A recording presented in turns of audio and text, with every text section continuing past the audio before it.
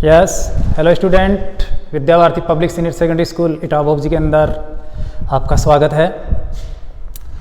आज आपके लिए लेकर आए हैं 10th क्लास के अंदर त्रिकोणमिति की सामान्य जानकारी के अंदर कुछ प्रश्नों को हल करने का सिस्टम, जो त्रिकोणमिति के अनुपातों की जो सारणी है उसके ऊपर आधारित है।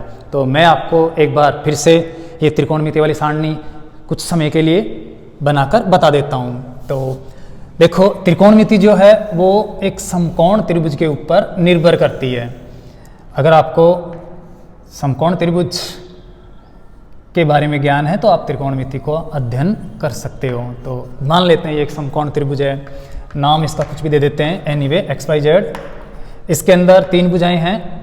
कर्ण जो है अर्थात इस समकोण के सामने वाली भुजा, ये 90 डिग्री के सामने वाली भुजा कर्ण कहलाती है।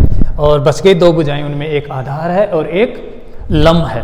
तो हम यहाँ पर कोण n के अनुसार देखें, कोण n की बात करें या यहाँ पर कोण का प्रतीक लगा दें या थीटा लिख दें, तो इस कोण के सामने वाली भुजा, ये जो भुजा है RB, ये लंब रेखा कहलाएगी, इसे लंब कहेंगे। और बाकी तीसरी भुजा बच गई, वो आधार होगी। तो ये आधार रेखा है। अब हम बात करें इन तीनों भुजाओं के अंदर, तो कुल मिला के 6 अनुपात होता है त्रिकोणमिति के अंदर। और इन 6 अनुपातों को हम बोलते हैं साइन थीटा, कॉस थीटा, जो आपको पहले पूरी वीडियो में अच्छी तरह से बता रखे हैं। साइन कॉस, फिर तीसरे नंबर पर आपको टेन थीटा, फिर कॉट थीटा, उसके बाद सेक थीटा और छठे नंबर पे है कोसेक थीटा। इन 6 त्रिकोणमितीय अनुपातों का लंब, कर्ण और आधार में क्या अनुपात होता है हिंदी के अंदर, वो आपको मैंने इस ट्रिक से बताया था कि आप एक छोटा सा ट्रिक याद रखो, LA/L/K L का मतलब लंब, K का मतलब कर्ण और A का मतलब आधार मानना है हमें। इनको हम नंबर दे देते हैं, ये 1 नंबर, ये 2 नंबर, ये 3 और ये 4 और ये 5 और ये 6 नंबर। इधर देखो, इनको भी नंबर दे देते हैं हम। 1 नंबर पे साइन, 2 नंबर पे कॉस, 3 नंबर पे टेन, 4 नंबर पे कॉट, 5 नंबर पे सेक और 6 नंबर पे कोसेक। अब हम बात करें इनका क्या अनुपात है, साइन का क्या अनुपात होता है लंब, कर्ण, आधार में।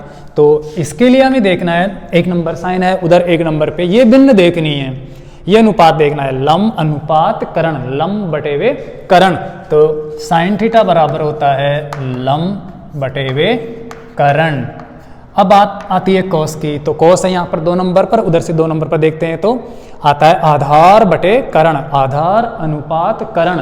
तो ये कॉस का मान हो गया आधार अनुपात कर्ण, ये आपको ध्यान रखना है।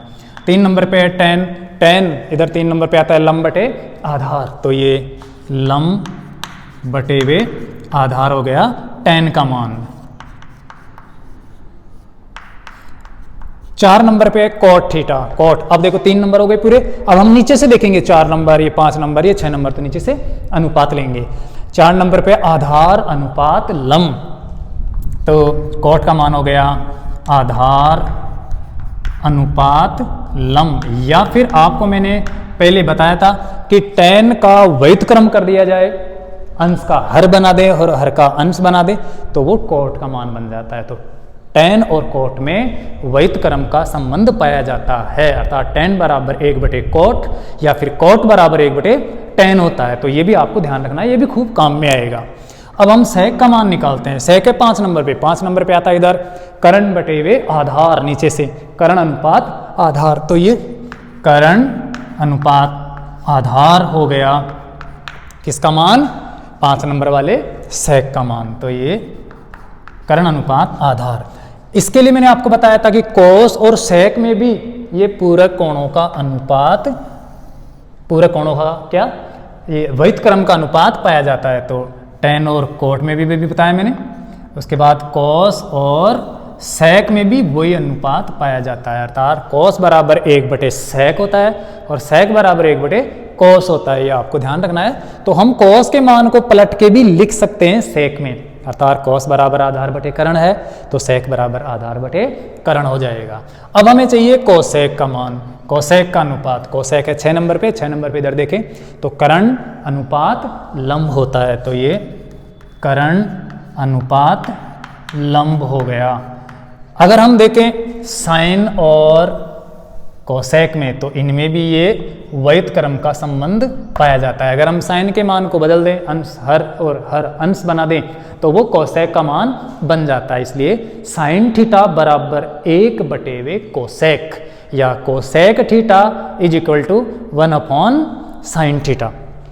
तो ये हो गया आपस में अनुपात में व्यक्त करना। अब आपको बताते हैं कि ये जो 90 डिग्री वाला समकोण त्रिभुज है, इसके ये जो दो न्यून कोण है ये कितने कितनी डिग्री हो तो आपस में इनका अनुपात क्या हो। तो आपके कोर्स में ये जो डिग्री मान है वो निर्धारित कर रखे हैं और वो सिर्फ 5 ही डिग्री मान है, जो आपको पहले ही बताया मैंने। 0 डिग्री, 30 डिग्री, 45 डिग्री, ध्यान रखना है 0, 30, 45, ऐसे नहीं कि बीच में 15 और कोई डिग्री लिख दोगे आप, यही आपके कोर्स में निर्धारित है। उसके बाद 60 डिग्री और फिर 90 डिग्री। सिर्फ आपके कोर्स में इन कोणों से संबंधित क्वेश्चन ही एग्जाम में आएंगे। तो ये एक हम टेबल के रूप में सारणी बना लेते हैं। यहाँ पर इस प्रकार से लाइनें कह देते हैं। ये कॉस, ये साइन के 5 डिग्री मानों के अनुपात लिखेंगे हम यहाँ पर हो जाएंगे ये कॉस के, और ये हो जाएंगे टेन के, और ये हो जाएगा कॉट का, और ये हो जाएगा सेक का, और ये हो गया कोसेक का। अब हम इन सारणी को कैसे भरें, इसके लिए आपको पहले भी मैंने बता दिया। 1 मिनट के अंदर मैं इसको फिर से आपको भर के बता देता हूँ। अगर आपको ये 5 साइन वाले मान, डिग्री मान अगर आपको याद है तो ये सारणी आपके लिए बिल्कुल ईजी है, बिल्कुल सरल है। साइन 0 बराबर होता है 0 या 0/1, 30 का मान होता है 1/2, 45 का मान होता है 1/√2, 60 का मान होता है √3/2 और 90 का मान होता है 1/1। ये याद कर लिए तो अब आप कंप्लीट सारणी तैयार कर सकते हो। अब देखो, अभी मैंने बताया कि साइन का मतलब 1/1 कोसेक होता है, तो आप साइन वाले मान का उल्टा कर दो, व्यतक्रम कर दो, अंश का हर और हर का अंश कर दो और सेम डिग्री मान में नीचे के नीचे लाकर बदल दो, बैठा दो, बस ये कोसेक का मान बन गया। तो ये 0/1 का हो गया 1/0, 1/2 का हो गया 2/1, 1/√2 का हो गया 2/√1, √3/2 का हो गया 2/√3 और 1/1 का 1/1। अब आपको ये ध्यान देना है कि यहाँ पर हम 0 से डिवाइडेशन कर रहे हैं, अर्थात बटे में 0 है और 0 से भाग देने पर हमेशा मान अनंत होता है, अपरिभाषित होता है। 0 से डिवाइडेशन नहीं करते हैं परिमेय संख्याओं के अंदर, तो ये अनंत है, इसको अनंत के रूप में लिखना चाहिए, अपरिभाषित रूप में लिखना चाहिए। बाकी 1/0 लिखते हैं तो भी ये अनंत ही है। अब हम कॉस के मान और साइन के मान में आपको मैंने बताया था कल कि साइन और कॉस में आपस में पूरक कोणों का संबंध पाया जाता है, अर्थात साइन का जितनी डिग्री मान है वो अगर हम कॉस का लाना चाहें तो 90 डिग्री में से उसको घटा देंगे, वो बराबर हो जाएगा। कहने का मतलब जैसे हमें कॉस 0 मान चाहिए तो हम साइन 90 में से 0 घटाएंगे, 90 बचेगा, इसका मतलब साइन 90 का और कॉस 0 का मान सेम है, तो हम उधर से उठा देंगे, इधर से भरते जाएंगे, उधर से आते जाएंगे। तो साइन कॉस 0 साइन 90 है, तो ये 1/1। अब हमें चाहिए 30 का, तो हम साइन 60 का मान ले लेंगे क्रम से, √3/2। फिर आते हैं 45 सेम है तो 1/√2, अब 1/2 और ये 0/1। इस प्रकार से हम कॉस का मान अच्छी तरह से लिख सकते हैं। अब हम सेक का मान देखेंगे। देखो मैंने अभी आपको बताया था कि सेक और कॉस और सेक या सेक और कॉस आपस में वृत्त क्रम का संबंध रखते हैं, अर्थात सेक बराबर 1/2 कॉस होता है और कॉस बराबर 1/2 सेक होता है। कहने का मतलब अगर कॉस के मान को हम पलट दें, अर्थात अंश का हर और हर का अंश बना दें, तो वो सेक का मान बन जाता है। तो वेरी सिंपल है, आप इस कॉस वाले मान को सीधे सेक के मानों में, ये समान जो डिग्री मान है उनमें लाकर बैठा दो बदल कर। तो 1/1 का 1/1 ऐसे कैसे, √3/2 का 2/3 हो जाएगा और 1/2 का 2/1 हो जाएगा और 1/2 का 2/1 और 0/1 का हो जाएगा 1/0, अर्थात 0 से डिवाइडेशन करते हैं तो वो अनंत मान होता है। अर्थात परिमेय संख्याओं में जो हर है वो डज नॉट इक्वल टू 0 होता है, कभी भी शून्य नहीं होता है। तो ये अनंत मान है, ये अपरिभाषित मान है, इसको इस चिन्ह से लिख सकते हैं। तो ये सेक के मान तैयार हो गए। अब हमें चाहिए tan के। देखो tan के मान निकालने के लिए पहले हम ये बटे का निशान तो लगा देते हैं। tan का मतलब होता है लंब, देखो लंब बटे आधार, अर्थात आपको क्या करना है, साइन वाले लंब जो हैं डिग्री मानों में ये, इनको, इन अंशों को, लंब के रूप में जो अंश हैं इनको ऐसे tan के अंशों में सीधे के सीधे आप नीचे लिख दो, तो ये tan के डिग्री मानों के अंश बन जाएंगे। ऐसे सीधे ही अंशों को अंशों में बैठा दो। अब हमें चाहिए tan के हर में क्या लिखना है, तो tan के हर में हम क्या लिखेंगे, आधार। आधार का मतलब कोस में देखो आधार, अंश में, तो कुल मिला के कोस वाले अंशों को आप tan वाले हरों में लिखना है। तो ये 1, ये √3 और ये 1 और ये 1 और ये 0, और फिर से वही 0 से डिवाइडेशन कर रहे हैं तो ये हो जाएगा अनंत। तो इस प्रकार से tan का मान आ गया। अब आपके पास बचा कोट का मान। तो कोट का मान तो देखो tan और कोट में आपस में व्युत्क्रम का संबंध पाया जाता है, तो आप इनके अंश और हर को पलटकर कोट में लिख दो ऐसे। तो ये 0/1 का 1/0, 1/√3 का √3/1, 1/1 का 1/1 और 1/3/1 का 1/√3 और 1/0 का 0/1। या फिर आप इनमें पूरक कोणों का संबंध भी जोड़ सकते हो, अर्थात 90 डिग्री में से घटाने वाला। अर्थात कहने का मतलब आप उधर से उठाओ और इधर लिख दो ये अनंत, ऐसे फिर ऐसे फिर ऐसे, ये देखो वो पूरक कोणों का संबंध भी हो गया। पूरक कोण ऐसे दो कोण जिनका योगफल मिलकर 90 डिग्री होता है वो पूरक कोण कहलाते हैं, और एक होता है समपूरक कोण। समपूरक कोणों का योगफल हमेशा 180 डिग्री होता है। तो यहाँ पर साइन और कोस आपस में पूरक कोणों का संबंध रखते हैं, tan और कोट आपस में पूरक कोणों का संबंध रखते हैं, और इसी प्रकार सेक और कोसेक में भी ये पूरक कोणों का संबंध पाया जाता है। अर्थात इनको हम ऐसे भी लिख सकते हैं, जैसे कोसेक के मान हमने भर लिए थे और हमें सेक के चाहिए, तो ये इधर से उठाकर इधर लिख दो, फिर ऐसे देखो बिल्कुल सेम टू सेम है, समान है। तो ये पूरक कोणों के संबंध से भी हम इनको भर सकते हैं। तो कुल मिला के ये सारणी आपकी कंप्लीट हो गई। कल मैंने आपको बताया था त्रिकोणमिति की 3 सर्व समीकरणाएं है वो, अर्थात sin square theta plus cos square theta बराबर 1 होता है।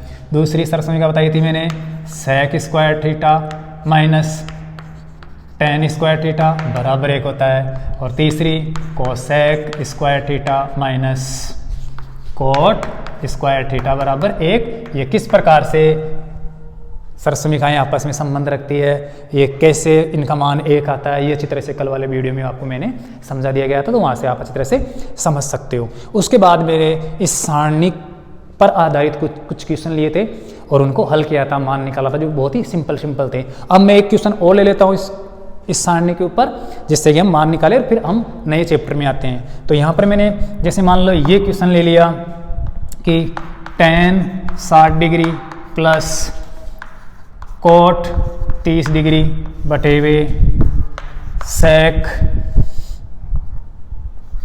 45 डिग्री प्लस कोस 60 डिग्री का मान ज्ञात कीजिए। ये क्वेश्चन आ गया, बोर्ड में आता है ऐसा 1 नंबर का 2 नंबर का क्वेश्चन हर बार। तो इसका हमें मान निकालना है। देखिए ये क्वेश्चन देखते ही छात्र डर जाते हैं, घबरा जाते हैं कि ये तो त्रिकोणमिति का क्वेश्चन है, जबकि उनको ऑलरेडी ये सारणी आती है, उसके बावजूद भी इस क्वेश्चन से डरते हैं। जबकि अगर आपको ये सारणी आती है तो ये क्वेश्चन आपके लिए बहुत ही इजी नॉर्मल है, क्योंकि इसमें ज़्यादा त्रिकोणमिति का कोई रोल नहीं है। यहाँ पर त्रिकोणमिति का तो इतना ही काम है कि tan 60 कोट 30 सेक 45 और cos 60 डिग्री का मान कितना होता है वो यहाँ पर लिखना, और ये मान आपको आराम से इस सारणी में मिल जाएगा अगर आपको ये आती है। और ये सारणी बनाना बहुत ही आसान है। तो हम यहाँ पर मान रखते हैं, देखिए हल करते हैं इसको। tan 60 का मान मैं डायरेक्ट ले लेता हूँ। tan में जाएंगे यहाँ पर और 60 डिग्री में जाकर ये मान उठा लेंगे। tan 60 का मान है √3/1 रख दिया। cot 30 का मान, cot ये cot और 30 cot 30 ये रहा, cot 30 का मान होता है √3/1 तो ये लिख दिया, सिर्फ सारणी में से टिप के लिखना है, अंश में लिख दिया। अब बटे में आते हैं sec 45, देखो sec और ये sec और ये 45 के सीधे में sec 45 ये है √2/1 प्लस प्लस माइनस भी हो सकता है। cos 60 ये cos 60 है 1/2। ये मान रखने के बाद ये एक नॉर्मल सा क्वेश्चन बन गया जो आपने पूर्व कक्षाओं में खूब पढ़े होंगे कि भिन्नों के जोड़ बाकी भाग गुणा कैसे करते हैं। तो अब हम इन दोनों भिन्नों को सरल करेंगे। देखिए यहाँ पर ऊपर अंश के अंदर बटे में एक है, इसलिए अंश ऐसे कैसे रहेंगे, अर्थात √3 प्लस √3, तो ये √3 प्लस √3 बटे में आते हैं। तो इन दोनों को हमें लघुत्तम लेना है, लैसे लेना है। एक और, क्योंकि भिन्नों का जोड़ लैसे लेकर लघुत्तम लेके किया जाता है, 1 और 2 का लघुत्तम आएगा 2, क्योंकि 2 में 1 का भी भाग जाता है और 2 का भी भाग जाता है। तो ये 2 आ गया, 2 के अंदर हम 1 का भाग देंगे तो 2 बार जाएगा। 2 को अंश से गुणा करेंगे, जितनी बार जाता है उसको अंश से गुणा किया जाता है, तो 2 को √2 से गुणा करेंगे तो ये 2 जाएगा। अब आगे प्लस, तो ये प्लस का निशान देखिए आगे 2 का भाग 2 में देंगे 1 बार जाएगा, 1 को 1 से गुणा करेंगे तो ये 1 रह जाएगा। अब इसको आगे सरल कर लेते हैं। अंश के अंदर देखो यहाँ पर √3 प्लस √3, एक √3 और एक √3 है, तो कुल मिला के ये 2 √3 हो जाएगा। तो अंश के अंदर हो गया 2 √3 जुड़कर। बटे में आते हैं तो बटे में एक भिन्न है जो आपस में जुड़ नहीं रही है, क्योंकि ये एक अपरिमेय संख्या है और एक परिमेय संख्या है, तो ये ऐसे कैसे रहेंगी। हम इसको इस भिन्न को ऐसे गुणा में ले सकते हैं, तो भाग की जगह गुणा कर देंगे, अंश का हर और हर का अंश बनाकर। तो यहाँ पर हम ये बटे में लगाकर इसको ऐसे लिख सकते हैं 2 √3 गुणा ऐसे, 2 ऊपर और बटे में आ जाएगा 2 √2 प्लस 1, लेकिन कोष्टक लगा के लिखना है आपको। तो ये 2 √2 प्लस 1। अब ऊपर वाले को इससे गुणा करेंगे तो ये बन जाएगा 2 दूना 4 √3 बटे में 2 √2 प्लस 1। ये नॉर्मल सा क्वेश्चन हो गया, सरल हो गया। अब अगर आपने 9th क्लास में पढ़ा हो कि हर का परिमेयकरण कैसे करते हैं, तो वेरी इजी है, जो 9th क्लास में खूब अच्छी तरह से पढ़ चुके, मैं एक बार फिर से बता देता हूँ। हमें बटे में √2 को हटाना है, तभी ये संख्या हर का परिमेयकरण होगा। तो हम अंश और हर को समान संख्या से गुणा करके इसके हर का परिमेयकरण कर सकते हैं। तो 2 √2 प्लस 1 है, इसको हम 2 √2 माइनस 1 से गुणा कर देते हैं।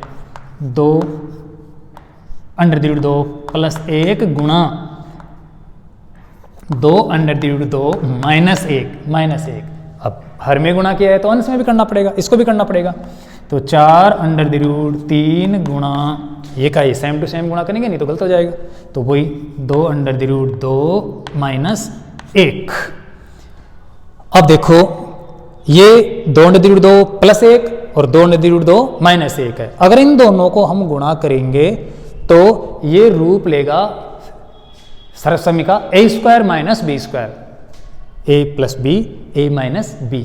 और ये आप जानते हो सरसमीका कि a² माइनस b² होता है, तो या फिर a प्लस b गुणा a माइनस b होता है, तो a² माइनस b² होता है। तो हम चाहो तो अगर आपको ये सरसमीका नहीं आती तो आप आपस में इनको सबको गुणा कर लो, वही रिजल्ट आएगा।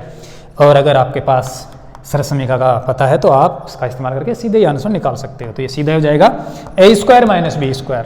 एक ही जगह है 2 √2 इसका वर्ग माइनस b की जगह है 1 इसका वर्ग। और अंश के अंदर गुणा करना है 4 √3 से। 4 √3 को 2 √2 से गुणा करना है, तो 4 दूना तो हो जाएगा 8 और √3 गुणा √2 हो जाएगा √6। ये √6 हो गया। 4√3 को -1 से गुणा करेंगे तो माइनस का 4√3 एकम 4√3। अब नीचे देखिए आप, इसको मैं बिठा देता हूँ, यहाँ पर देखना जगह कम है, या यहाँ पर देख लीजिए, ये है, चाहो तो इन दोनों के अंदर 4 कॉमन है, आप 4 कॉमन ले सकते हो। यहाँ पर देखो 4 कॉमन लिया तो यहाँ पर बच गया 2√6, क्योंकि 4 दूना 8, तो 2√6, ये 2√6। यहाँ पर 4 कॉमन ले लिया तो बच गया माइनस का √3, तो ये माइनस का √3, और बटे में आते हैं तो देखिए 2 का वर्ग 4 और √2 का वर्ग 2, तो ये हो जाएगा 4 गुणा 2, 4 गुणा 2 अर्थात 8 हो जाएगा।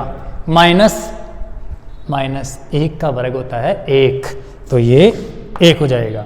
अब देखिए 4 कोष्टक 2√6 माइनस √3 बटे हुए 4 दूना 8, पहले गुणा होगा ये फिर घटेगा, तो 4 दूना 8 में 1 गया तो 7 बच गया, और ये फाइनल आंसर आ गया।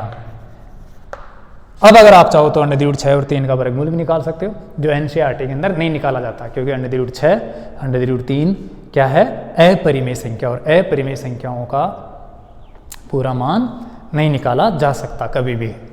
तो इस प्रकार से ये मैंने सिंपल सा क्वेश्चन लिया है, ये डिग्री मान इस सारणी में से उठाए हैं, सरल किए हैं। सरल करने का काम आपका नॉर्मल क्लासों की तरह ही है। त्रिकोणमिति का उपयोग सिर्फ यहाँ पर मान रखना, इस सारणी में से उठाकर यहाँ तक ही है। तो इस प्रकार से आप और भी बहुत सारे क्वेश्चन है वो हल कर सकते हो अपने मन से बनाकर, या फिर एग्जाम में आए तो इनको आप आराम से हल कर सकते हो। तो इस पॉइंट को मैं छोड़ता हूँ। अगर आपको कोई और कुछ पूछना हो, दिक्कत हो, तो आप कमेंट्स बॉक्स में लिखकर पूछ सकते हो, हम उसका सॉल्यूशन करके आपको भेज देंगे। बाकी फिलहाल आपको जो मैं नॉर्मल रूप से बता रहा हूँ, इस रूप को आपको अच्छी तरह से समझना है। बाकी और जटिल क्वेश्चन अपने आप हल करने लग जाओगे जब हम आपको क्लास के अंदर अच्छी तरह से बताएंगे। अब देखिए मेन जो टॉपिक था हमारा आज का वो ये था कि ऊंचाई और दूरी से संबंधित हम क्वेश्चन लें, उनको हल करें, अर्थात त्रिभुज के अंदर जो भुजाएं हैं उनका माप कैसे ज्ञात करें। इस पॉइंट पर आते हैं। तो इसके लिए मैं एक क्वेश्चन लेता हूं। पहले आपको एक क्वेश्चन बोल कर बता देता हूं कि 12 मीटर ऊंचाई पर एक पतंग उड़ रही है, जमीन से 12 मीटर की ऊंचाई पर एक पतंग उड़ रही है, और पतंग से जो लगी डोर है उसको स्थायी रूप से जमीन पर एक खूंटी या एक खूंटे से बांध दिया गया है। इस प्रकार से बांध दिया कि ये डोर में बिल्कुल भी ढील नहीं है, ये बिल्कुल तनी हुई है, और डोर समतल के साथ 30 डिग्री का कोण बनाती है। तो डोर की लंबाई ज्ञात कीजिए। देखो क्वेश्चन को हम पढ़ेंगे तो एक नॉर्मल सा सिंपल सा चित्र बनेगा। मान लेते हैं ये पतंग है जो जमीन के ऊपर 12 मीटर की ऊंचाई से उड़ रही है। मान लेते हैं ये पतंग है, ये पतंग ऐसी होती है पतंग, और ये इसका अंतिम सिरा है मान लेते हैं, और इससे ये डोर जो लगी हुई है ये बिल्कुल तनी हुई है, और ये भूमि से कितनी ऊंचाई पर है, मैंने बताया 12 मीटर या कितनी भी हो सकती है। जैसे ही हम डोर को बिल्कुल यहाँ पर तान कर भूमि पर एक खूंटी से बांधते हैं तो ये समतल के साथ, ऐसे जमीन के साथ जो समतल है उस पर 30 डिग्री का कोण बनाती है। ये यहाँ पर 30 डिग्री।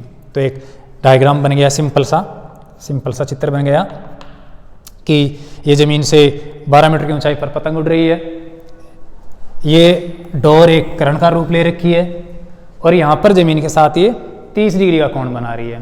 क्वेश्चन है हमारा ये डोर कितनी लंबी है ये ज्ञात करना। तो ये कर्ण है, आप जानते हो समकोण के सामने वाली भुजा कर्ण होती है। यहाँ पर कोण दे रखा है, या हम इस कोण के अनुसार देखेंगे। तो आपको मैंने पहले बताया था कि जिस कोण के अनुसार हम अध्ययन करेंगे, बात करेंगे, उसके सामने वाली भुजा को क्या मानते हैं, लंब। तो यहाँ पर लंबवत रेखा हो गई ये पतंग की ऊंचाई। नाम दे देते हैं हम इसको कुछ भी प्रश्न को हल करने के लिए। जैसे मान लो ये इस बिंदु पर ये NRB नाम दे दिया। अब हमारा यहाँ पर लक्ष्य है कर्ण ज्ञात करना, ये डोर ज्ञात करना। देखो यहाँ पर आधार भी है लेकिन आधार नहीं पूछा गया है। यहाँ पर लंब रेखा दी हुई है और कर्ण पूछा गया है। लंब और कर्ण का अनुपात आपको इन 6 अनुपातों में देखना है। त्रिकोणमिति के इन 6 अनुपातों में लंब करण किस जगह बैठा है अनुपात में। तो देखो लंब और करण या करण और लंब एक तो कोसेक में है और एक है साइन के अंदर। तो आप यहाँ पर साइन या कोसेक का अनुपात जोड़ सकते हो, दोनों में से कोई सा भी। और वो लेना है 30 डिग्री वाला अनुपात। चाहो तो आप कोसेक 30 डिग्री का अनुपात ले सकते हो, चाहो तो आप साइन 30 डिग्री का अनुपात ले सकते हो, इससे कोई फर्क नहीं पड़ेगा। तो हम यहाँ पर हल करते हैं इसको।